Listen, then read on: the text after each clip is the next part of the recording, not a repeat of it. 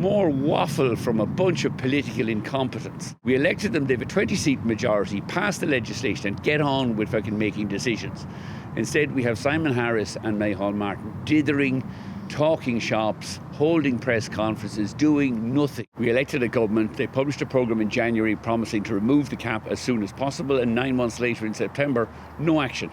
We have a do-nothing government, we have a do-nothing minister, and we have to go to court to get an injunction to stop the first cap.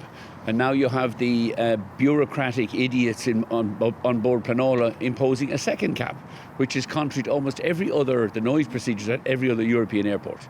This country needs a bit of leadership. Micheál Martin and Simon Harris won't provide it, so sadly we have to go to the courts to get these stupid caps, illegal caps, removed. I think actually the second cap might be more helpful because it's going to block transatlantic flights landing in Dublin Airport.